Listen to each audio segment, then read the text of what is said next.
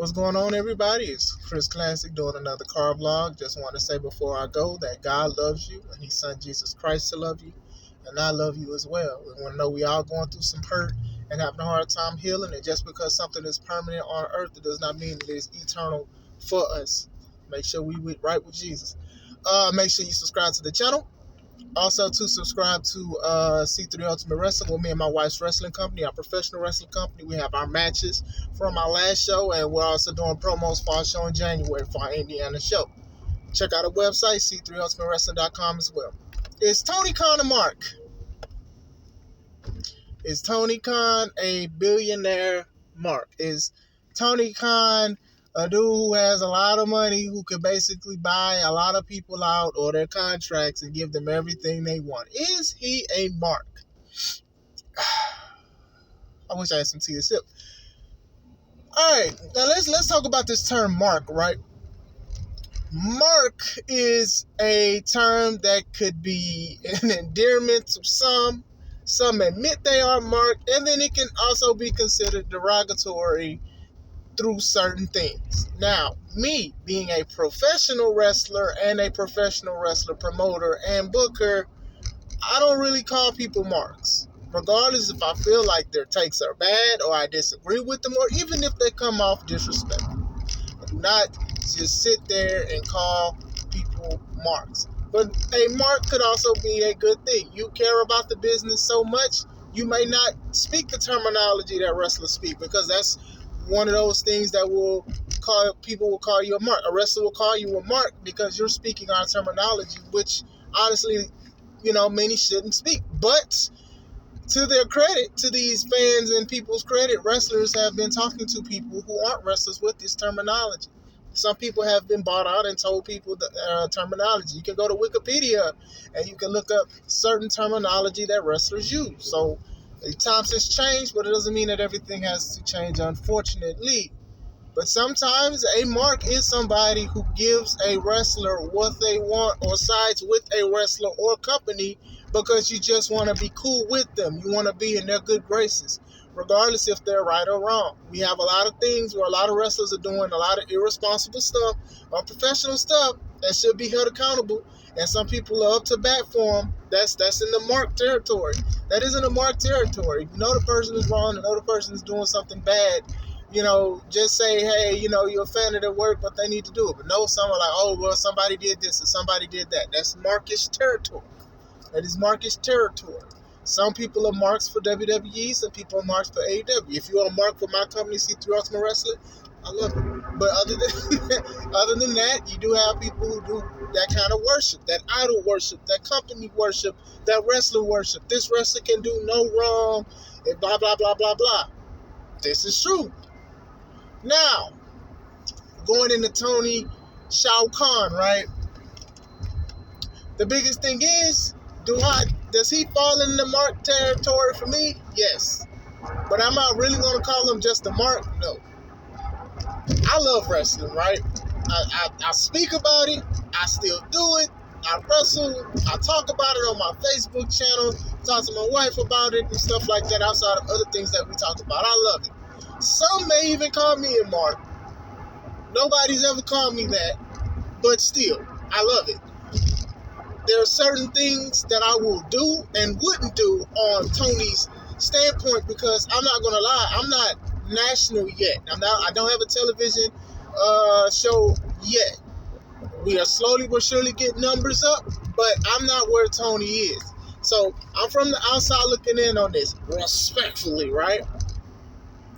I do think that Tony Khan does things that he should not do, and it does come off as markish. I really do. The first thing I want to say is him being very transparent to social media.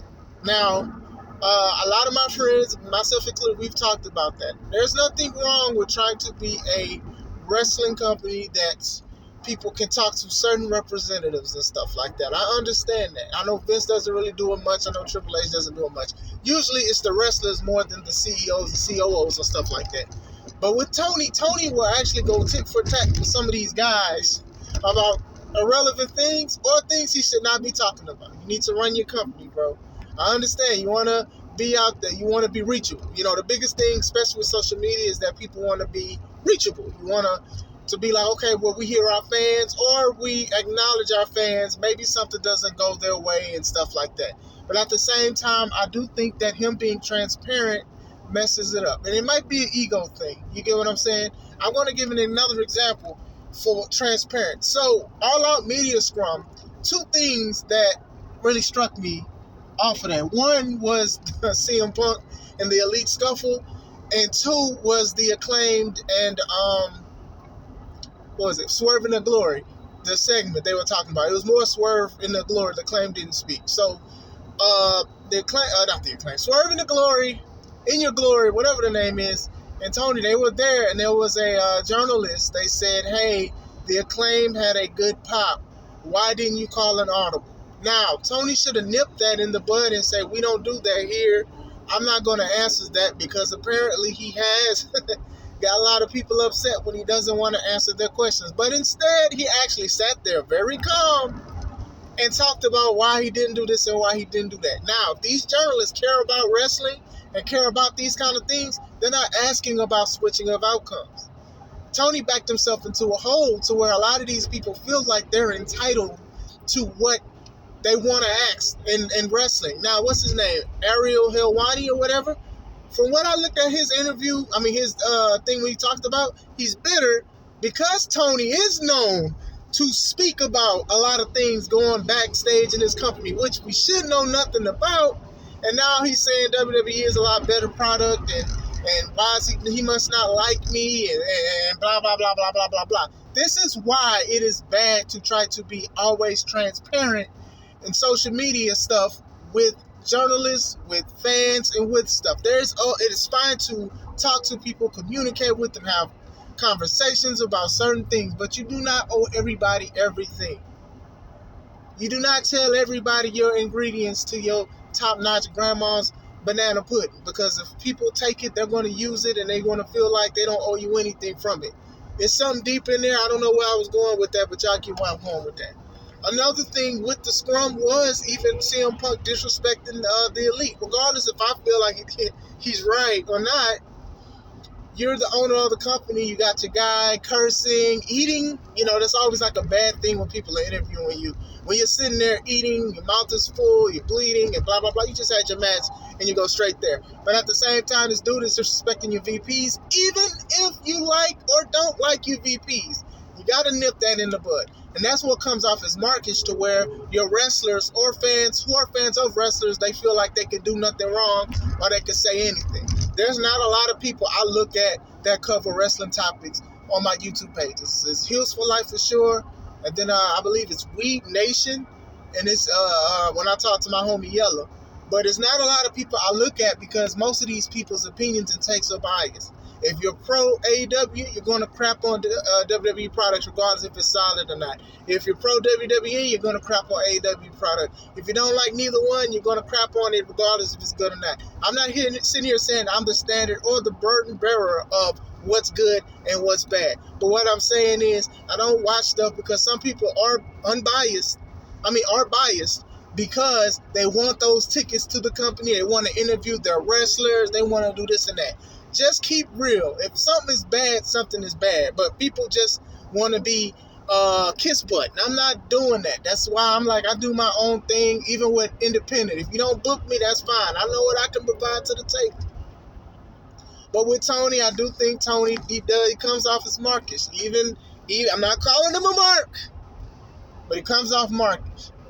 When he signs somebody or if he's happy, he comes out, he smiles. Hey, that's the end of the show, folks. We don't need to see you, Tony. We don't need to see you. It's okay to be behind the scenes. We know you run the show. We know you're possibly an awesome guy. We're sure you're a nice person to certain people. But I do know that he is markish to certain wrestlers and stuff like that. That's why an Andrade can go and then a Sammy can stay, because you love Jericho so much, you're going to listen to what Jericho says concerning Sammy. Sammy should be suspended as well as Andrade, and Tony should have handled the situation different. Instead of having them post that they're going to see each other on a Wednesday and you expect them to shake hands. No, sir, you don't do that. You don't do that. You don't choose sides neither. If wrong is wrong. You get what I'm saying? Wrong is wrong. You don't do that at all. The Big Swole situation, regardless of how y'all feel about Big Swole, like I said, she had the most charisma out of a lot of the women there. A lot of people was cheering for her and stuff like that. We can talk about her moveset all you want to.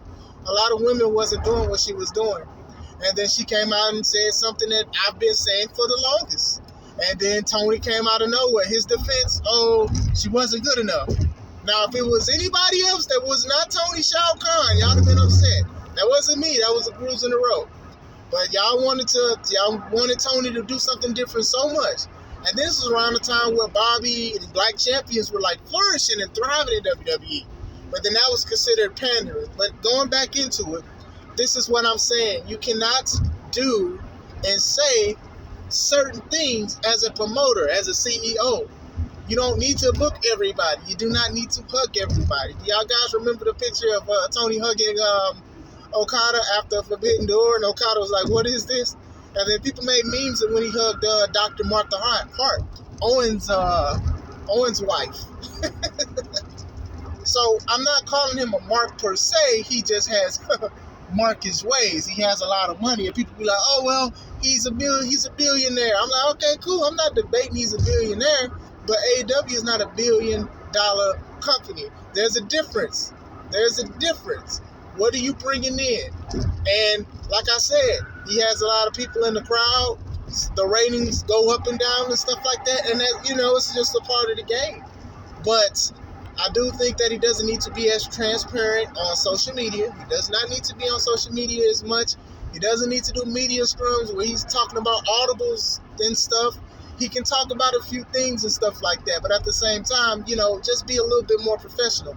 And I'm not saying that Vince is perfect or Triple H is perfect, because they're going to flub. Well, I know Triple H is going to flub. I don't think Vince is coming back unless he's behind the scenes.